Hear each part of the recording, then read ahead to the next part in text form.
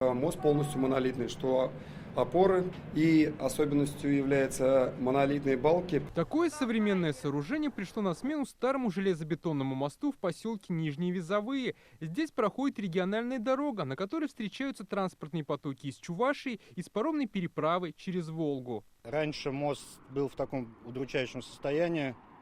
Уже начинало проваливаться дорожное полотно. Постоянно были опасения, что кто-то провалится, машина провалится. Новый мост стал шире, выше и дал больше места реке Хрустальная, которая весной становится полноводной. Также строители оборудовали тротуар для пешеходов, фильтрацию для сточных вод и убрали кустарники, которые мешали обзору на дороге. Стало безопаснее ездить на велосипеде, по крайней мере, мне.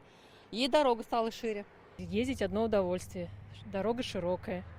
Раньше было очень опасно, что навстречу могла выехать другая машина. Еще один восстановленный объект этого года – мост в селе Нурлаты. Здесь проходит дорога, которая в случае заторов на трассе 77 служит альтернативой. Старый переход представлял опасность. Заход на мост был очень под крутым углом, вследствие чего здесь было очень много ДТП и со смертельными исходами. Было принято решение использовать грунтозасыпной мост для того, чтобы поднять габарит дороги.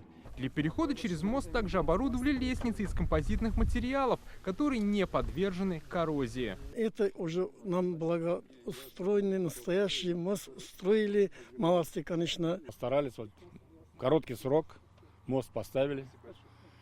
И дорога, сами видите, благоустроенная, со всеми разметками, со всеми уклонами, водоотливными каналами. Сейчас в Татарстане обновляют еще 38 мостов. По национальному проекту «Безопасные и качественные дороги» на работы выделено более 3 миллиардов рублей. На всех объектах применяют современные строительные технологии. По национальному проекту «Безопасные и качественные дороги» у нас уже с 2017 года ведется эта программа. Более 1000 километров дорог отремонтировано. Соответственно, те показатели, которые перед нами ставят в рамках федерального проекта, это достижение более 50% региональной сети соответствия, это 85% в агломерации. Мы планомерно выходим к этим цифрам на 2024 год.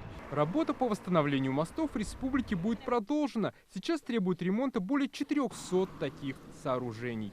Дмитрий Айринин, Алмаз Зейдинов, ТНВ, Зеленодольский район.